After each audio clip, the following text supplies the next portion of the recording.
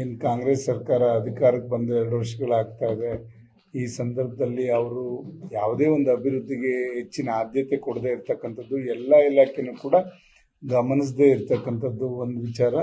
ಜೊತೆಯಲ್ಲಿ ಇವತ್ತು ಮಹಿಳೆಯರಿಗೆ ನಾವು ಅದು ಭಾಗ್ಯಗಳು ಕೊಡ್ತೇವೆ ಅಂತಕ್ಕಂಥದ್ದು ಹೇಳ್ಕೊಂಡು ಒಂದು ಕಡೆ ಮಹಿಳೆಯರಿಗೆ ಭಾಗ್ಯ ಕೊಡೋದು, ಇನ್ನು ಅವ್ರ ಯಜಮಾನರ ಕಡೆಯಿಂದ ಹಣವನ್ನ ಲೂಟಿ ಮಾಡ್ತಕ್ಕಂಥ ಕೆಲಸ ಈ ಸರ್ಕಾರದಿಂದ ನಡೀತಾ ಇದೆ. ಗಂಡು ಮಕ್ಕಳಿಂದ ಲೂಟಿ ಮಾಡೋದು, ಈಗ ಏನು ಮದ್ಯದ ದರವನ್ನ ಹೆಚ್ಚಿಸ್ತಕ್ಕಂಥದ್ದು, ಈ ತರ ಮಾಡ್ತಕ್ಕಂಥದ್ದು. ಮತ್ತೆ ಏನು ಇವಿದಾವೆ ಶ್ರೀಶಕ್ತಿ ಸಂಘಗಳು, ಅವೆಲ್ಲ ಕೂಡ ಮೈಕ್ರೋ ಫೈನಾನ್ಸ್ ಮುಖಾಂತರ ಹಲವಾರು ಕಡೆ ಇವರು ಸಾಲ ತಗೊಳಕ್ ಬಿಟ್ಟು ಹೆಣ್ಮಕ್ಳನ್ನೆಲ್ಲ ಬೀದಿಗೆ ತರುವಂತ ಕೆಲಸ ಈ ಸರ್ಕಾರ ಮಾಡ್ತಾ ಇದೆ. ಈಗ ನಮಗೆಲ್ಲ ಆದ್ರೆ NOC ಕೊಡ್ತಾರೆ, ಬ್ಯಾಂಕ್ಗಳಲ್ಲಿ NOC ಕೊಡ್ತಾರೆ. ಒಂದು ಬ್ಯಾಂಕಲ್ಲಿ ನಾವು ಸಾಲ ಇದೀವಿ ಅಂತಂದ್ರೆ ಬೇರೆ ಬ್ಯಾಂಕಲ್ಲಿ ಸಾಲ ತಗೊಳಕ್ ಬರಲ್ಲ. ಆದ್ರೆ ಹೆಣ್ಮಕ್ಳು 4-5 ಸಂಘ ಇದರಲ್ಲಿ ಮೈಕ್ರೋ ಫೈನಾನ್ಸ್ ಕಡೆಯಿಂದ ಸಾಲ ತಗೊಂಡು ಎಲ್ಲರೂ ಕೂಡ ಇವತ್ತು ಅವ್ರ ಜೀವವನ್ನ ಕಳ್ಕೊಳ್ಳೋ ಮಟ್ಟಕ್ಕೆ ಇವತ್ತು ಮಹಿಳೆಯರು ಆತಂಕದಲ್ಲಿ ಇರ್ತಕ್ಕಂಥದ್ದು ನಾವು ನೋಡಿದಾಗ ಇದು ಶೋಚನೀಯ. ಒಂದು ತೀರ್ಮಾನ ಬರಬೇಕು. ಇವತ್ತು ಸದನದಲ್ಲೂ ಕೂಡ ಏನು 3ನೇ ತಾರೀಕಿಂದ ಸದನ ನಡೀತದೆ, ಅದರಲ್ಲಿ ನಾವೆಲ್ಲರೂ ಕೂಡ ಅದನ್ನು ಬೆಳಕು ಚೆಲ್ಲಿ ಒಂದು NOC ಕೊಟ್ಟು ಒಂದೇ ಕಡೆ ಅವ್ರಿಗೆ ಎಷ್ಟು ಸಾಲ ಬೇಕೋ ಅಷ್ಟು ಕೊಡುವಂತ ವ್ಯವಸ್ಥೆ ಮಾಡಬೇಕು ಅನ್ನೋದು ಒಂದು ಒತ್ತಾಯವನ್ನ ಸರ್ಕಾರದ ಮುಖಾಂತರ ಕೋಆಪರೇಟಿವ್ ಇಲಾಖೆಗೆ ಮಾಡುವಂತ ಕೆಲಸ ಮಾಡ್ತೇವೆ. ಜೊತೆಯಲ್ಲಿ ಇವತ್ತು ಸನ್ಮಾನ್ಯ ಕುಮಾರಸ್ವಾಮಿ ಅವರು ಮತ್ತು ವಿರೋಧ ಪಕ್ಷದ ನಾಯಕರಾದಂಥ ಸನ್ಮಾನ್ಯ ಅಶೋಕ್ ಅವರು ಸಂಜೆ ಕೂತ್ಕೊಂಡು ಏನು ಚರ್ಚೆ ಮಾಡಿ, ನಾನು ಕೂಡ ಅಲ್ಲಿರ್ಬೇಕಿತ್ತು. ಮೊದಲೇ ನಮ್ದು ನಿಗದಿ ಆಗಿದ್ರಿಂದ ಕಾರ್ಯಕ್ರಮ ನಾವು ಅಲ್ಲಿ ಸಂಜೆ ಹೋಗ್ಲಿಕ್ಕಾಗಲ್ಲ. ಹಾಗಾಗಿ ಸನ್ಮಾನ್ಯ ಕುಮಾರಸ್ವಾಮಿ ಅವರು ಮತ್ತೆ ವಿರೋಧ ಪಕ್ಷದ ನಾಯಕರಾದಂಥ ಅಶೋಕ್ ಅವರು ಕೂತು ಏನೇನ್ ಚರ್ಚೆ ಮಾಡಬೇಕು, ಈ ಸರ್ಕಾರ ಮಾಡ್ತಾ ಇರತಕ್ಕಂತ ಭ್ರಷ್ಟಾಚಾರ ಮತ್ತೆ ಅದು ಎಲ್ಲ ಹಗರಣಗಳನ್ನು ಕೂಡ ಬೆಳಕಿಗೆ ತರುವಂತ ನಿಟ್ಟಿನಲ್ಲಿ ಇವತ್ತು ಹೋರಾಟ ನಾವು ಹೇಗೆ ಮಾಡಬೇಕು ಅಂತಕ್ಕಂಥದ್ದನ್ನ ಇವತ್ತು ಸಂಜೆ ಕೂತ್ಕೊಂಡು ಒಂದು ರೂಪರೇಷೆಗಳನ್ನ ಮಾಡುವಂತವ್ರು ಇದ್ದಾರೆ. ಉಪಮುಖ್ಯಮಂತ್ರಿಗಳೇ ನೇರವಾಗಿ ಹೇಳಿದ್ದಾರೆ, ನಾವು ಎಷ್ಟೇ ಆದ್ರೂ ಕೂಡ ಬೆಂಗಳೂರಿನ ಅಭಿವೃದ್ಧಿ ಮಾಡಕ್ಕಾಗಲ್ಲ ಅಂತಕ್ಕಂಥದ್ದು. ಅವರೇ ಒಂದು ಒಳಲನ್ನ ತೋಡ್ಕೊಂಡಿರೋದು ನೋಡಿದ್ರೆ ವಿಪರ್ಯಾಸ. ಸರ್ಕಾರ ಈಗ ಇರ್ತಕ್ಕಂಥ ಬಜೆಟ್ ಗಾತ್ರ 3 ಲಕ್ಷಕ್ಕಿಂತ ಹೆಚ್ಚಾಗಿರೋದ್ರಿಂದ ಅವರು ಸರಿಯಾದ ರೀತಿಯಲ್ಲಿ ಎಲ್ಲಾ ಇಲಾಖೆಗಳಿಗೂ ಕೂಡ ಒಂದು ನ್ಯಾಯವನ್ನು ಒದಗಿಸ್ಕೊಡೋದ್ರಲ್ಲಿ ವಿಫಲ ಆಗಿದೆ ಈ ಸರ್ಕಾರ ಅಂತ ನೇರವಾಗಿ ಹೇಳಲಿಕ್ಕೆ ಬಯಸ್ತೇನೆ.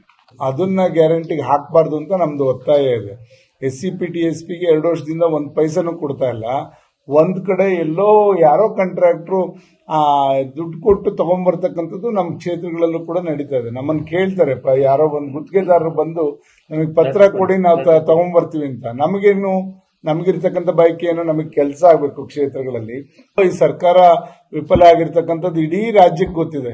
ಇವತ್ತು ಭಾಗ್ಯಗಳ ಹೆಸರಿನಲ್ಲಿ 3 ತಿಂಗಳಿಗೆ 4 ತಿಂಗಳಿಗೆ ಇವರು ಹೆಣ್ಮಕ್ಳಿಗೆ ಆಗ್ತಕ್ಕಂಥ ಹಣ ಆಗ್ತಾ ಇರ್ತಕ್ಕಂಥದ್ದು ನೋಡಿದ್ರೆ ನಾನೆಲ್ಲೋ ಇದು ನಮ್ಮ ಏನು ಸಚಿವರು ಲಕ್ಷ್ಮೀ ಹೆಬ್ಬಾಳ್ಕರ್ ಮೇಡಮ್ದು ಒಂದು ಹೇಳಿಕೆನೂ ಕೂಡ ನೋಡಿದೆ. ನನಗೂ ಹುಷಾರಿಲ್ಲ, ಹಾಗಾಗಿ ಹಾಕಕ್ಕಾಗಿರ್ಲಿಲ್ಲ ಅಂತ. ಇದು ಸಮಂಜಸ ಅಲ್ಲ. ಅವ್ರಿಗೆ ಏನೋ ಇದು ಆಕ್ಸಿಡೆಂಟ್ ಆಗಿತ್ತು ಅಂತಕ್ಕಂಥದ್ದು, ಅದನ್ನ ಇವ್ರು ತೋರಿಸ್ಕೊಂಡು 3-4 ತಿಂಗಳು ಹೆಣ್ಮಕ್ಳಿಗೆ ದುಡ್ಡು ಹಾಕದೆ ಇರ್ತಕ್ಕಂಥದ್ದು ಸರಿಯಲ್ಲ. ಇವ್ರು ಏನು ಭರವಸೆ ಕೊಟ್ಟಿದ್ದಾರೆ, ಆ ಭರವಸೆಗಳನ್ನ ತಿಂಗಳಿಗೆ ಕರೆಕ್ಟ್ ಆಗಿ ಅದನ್ನ ಅವರಿಗೆ ಪಾವತಿ ಮಾಡ್ತಕ್ಕಂಥ ಕೆಲಸ ಈ ಸರ್ಕಾರ ಮಾಡ್ತಾ ಇಲ್ಲ. ಒಂದ್ ಕಡೆ ಕೂಡ ಅದರಲ್ಲಿ ಇದ್ವಿ, ನಮ್ದು ಕೇಳಿ ಅಂತ ಇದರಲ್ಲಿ ಎಷ್ಟೆಷ್ಟು ಕಡಿವಾಣ ಹಾಕ್ಬೋದು ಇದೆಲ್ಲ ನೋಡ್ತಾ ಇದಾರೆ. ನಿನ್ನೆ ಚರ್ಚೆ ಆದಂತ ಸಂದರ್ಭದಲ್ಲಿ ಪರಮೇಶ್ವರ್ ಅವ್ರ ಜೊತೆ ನಾವು ಇದ್ವಿ. ಆಗ ಇದರಲ್ಲಿ ಯಾರು ಆರ್ಥಿಕ BPL ಕಾರ್ಡ್ ಇರೋರಿಗೆ ಕೊಡೋಣ, ಬೇರೆಯವರಿಗೆ ಕಡಿವಾಣ ಹಾಕೋಣ, ಇದೆಲ್ಲ ಕೂಡ ಯೋಚನೆ ಮಾಡ್ತಾ ಇದಾರೆ.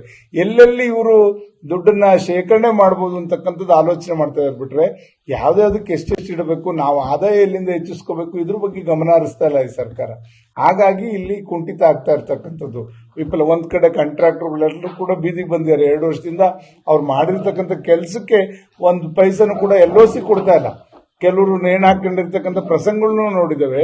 ಈ ತರ ಆದಾಗ ಹಿಂದೆ ನೋಡಿದ್ವಿ ನಾವು, ರೇವಣ್ಣ ಅವರೆಲ್ಲ PWD ಮಿನಿಸ್ಟರ್ ಆದಾಗ ಪ್ರತಿ ತಿಂಗಳು ಕೊನೆ ವಾರದಲ್ಲಿ LOC ರಿಲೀಸ್ ಆಗ್ತಾ ಇದ್ದಂಥದ್ದು, ಅದನ್ನ ಸೀನಿಯಾರಿಟಿ ಪ್ರಕಾರ ಮಾಡ್ತಾ ಇದ್ದಂಥದ್ದು. ಈ ತರ ಇದ್ದಂಥದ್ದು ಇಲ್ಲಿ 2 ವರ್ಷಗಳಿಂದ ಒಬ್ರು ಕಾಂಟ್ರಾಕ್ಟರ್ 1 ಪೈಸೆ ದುಡ್ಡು ಕೊಡ್ತಾ ಇಲ್ಲ. ಅದು ಅವ್ರ ಸ್ವಂತ ಸುಮಾರು ವರ್ಷಗಳಿಂದ ಅವರು ಏನು ಪ್ರೊಡಕ್ಷನ್ ಫೀಲ್ಡ್ ಅಲ್ಲಿ ಇದ್ರು, ಏನು ಸಿನಿಮಾ ತೆಗಿತಕ್ಕಂತ ಸಂದರ್ಭದಲ್ಲಿ ಅವರು ಅದರಿಂದ ಆದಾಯ ಬಂದಂತದ್ರಲ್ಲಿ ಅವರು ಅದನ್ನ ಕೊಂಡ್ಕೊಂಡಂತದ್ದು. ಅಲ್ಲಿ ಮತ್ತೆ JP ನಗರ ಮನೆನ ಕಟ್ಟಿದಂಥದ್ದು. ಇವತ್ತು ರಾಜಕೀಯಕ್ಕೆ ಬಂದಾಗ ಅವ್ರೇನು ಮಾಡಿರ್ತಕ್ಕಂಥದ್ದು ಹೊಸದೇನಲ್ಲ. ಆದ್ರಿಂದ ಅದನ್ನ ಸುಮ್ಮನೆ ಇವ್ರು ಬೇಕಂತ ಒಂದು ಇಶ್ಯೂ ಮಾಡ್ಲಿಕ್ಕೆ ಹೊರಟಿರ್ಬಿಟ್ರೆ ಅದರಲ್ಲಿ ಏನೂ ಕೂಡ ಉರುಳಿಲ್ಲ ಅಂತ ಹೇಳಿಕ್ ಬಯಸ್ತಾನೆ.